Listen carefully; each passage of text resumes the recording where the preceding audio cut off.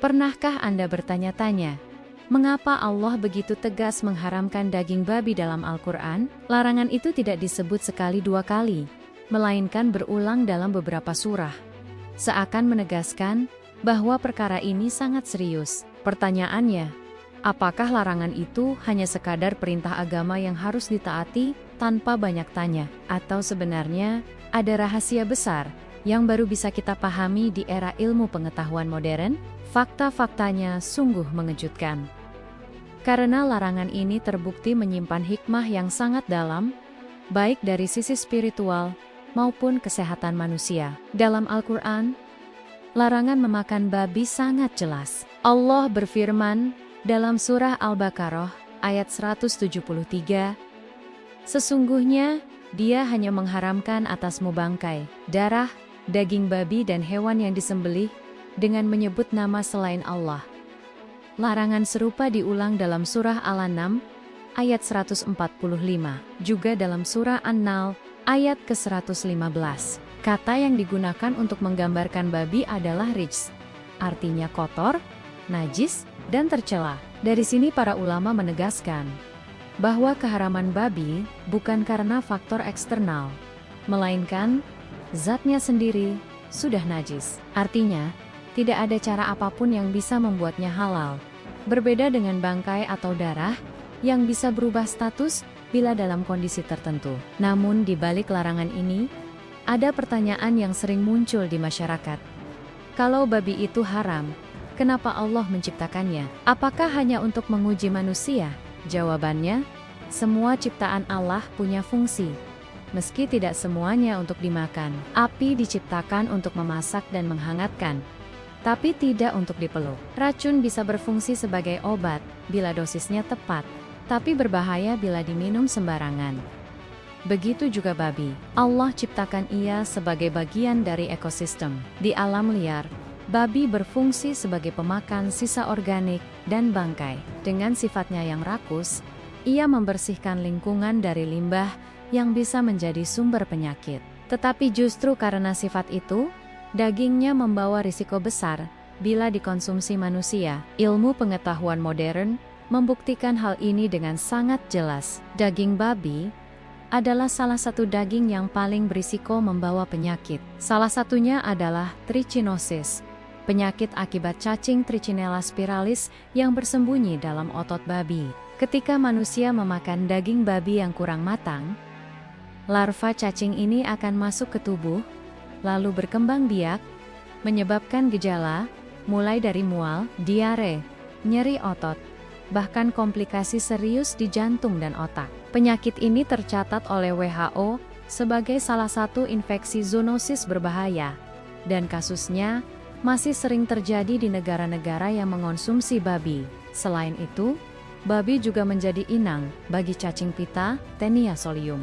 Yang lebih mengerikan, bila telur cacing ini masuk ke otak manusia, akan menyebabkan penyakit neurocystis, yaitu infeksi parasit di otak yang bisa memicu epilepsi, kejang, bahkan kelumpuhan. Bayangkan, hanya karena satu kali makan daging babi yang terkontaminasi, seseorang bisa mengalami penderitaan seumur hidup. Di beberapa negara, kasus epilepsi karena infeksi ini cukup tinggi, dan penelitian medis sudah lama mengaitkannya dengan konsumsi daging babi.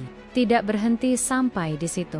Babi juga dikenal sebagai reservoir berbagai virus berbahaya. Sejarah mencatat, flu babi swine flu pernah menjadi wabah global yang menewaskan ribuan orang. Virus influenza tipe A sering berevolusi di tubuh babi, lalu menular ke manusia.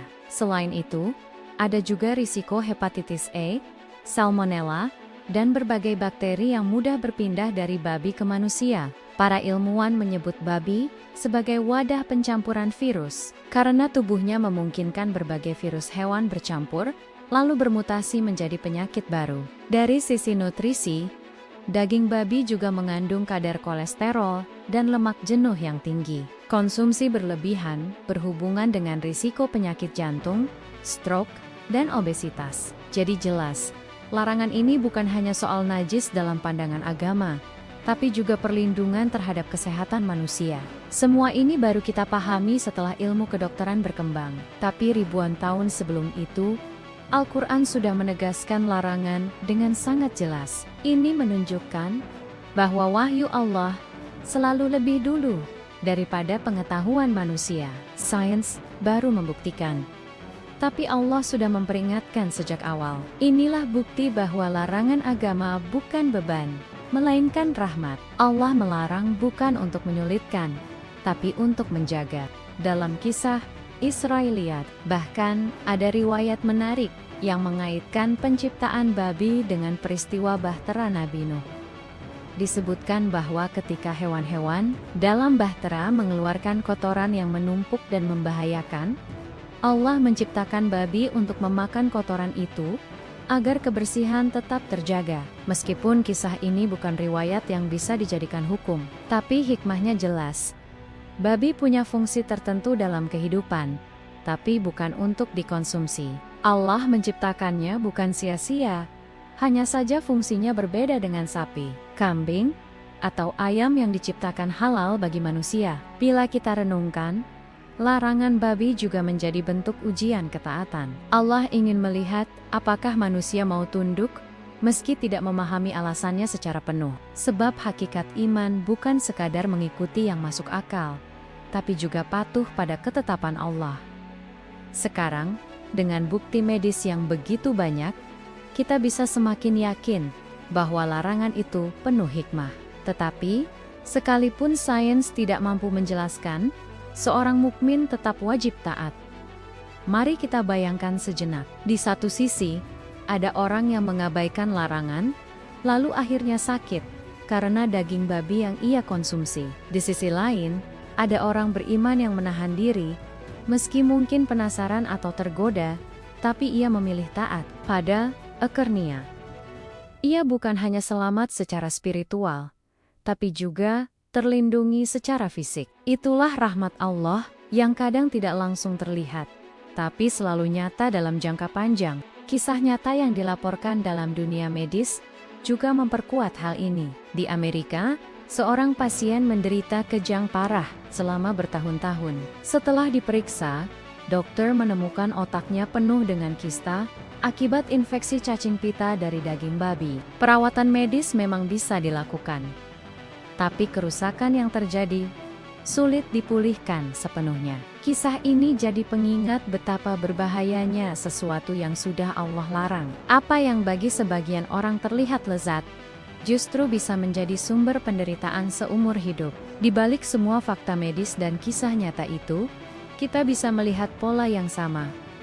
Islam melarang bukan tanpa alasan. Larangan babi adalah perlindungan, bukan sekadar pembatasan. Allah Maha Mengetahui, sementara manusia hanya tahu sedikit. Maka ketika Allah melarang sesuatu, meski kita belum paham, sikap terbaik adalah tunduk. Justru sikap itulah yang membedakan antara orang beriman dan yang tidak.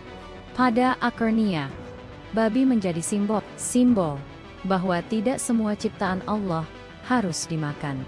Ada yang fungsinya untuk dimanfaatkan sebagai pangan, ada yang untuk menjaga keseimbangan alam, dan ada yang hanya untuk menguji manusia. Api bermanfaat bila digunakan dengan benar, tapi memeluknya hanya akan membakar. Begitu juga babi, bermanfaat untuk ekosistem, tapi berbahaya bila masuk ke perut manusia. Larangan ini mengajarkan kita untuk tidak meremehkan syariat. Iman tidak hanya diuji lewat ibadah besar seperti syalat dan puasa, tapi juga lewat hal kecil sehari-hari, termasuk makanan.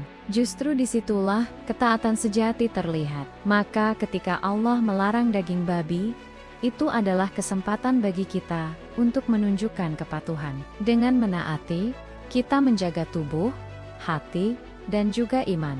Jadi, rahasia ilmiah di balik haramnya babi bukan sekadar teori. Ia adalah kenyataan yang dibuktikan sains, ditulis sejarah, dan dirasakan oleh banyak orang yang terkena dampaknya. Semakin dalam kita meneliti, semakin jelas bahwa larangan Allah adalah bentuk kasih sayangnya, dan semakin kita patuh, semakin besar perlindungan yang kita rasakan. Wallahu a'lam.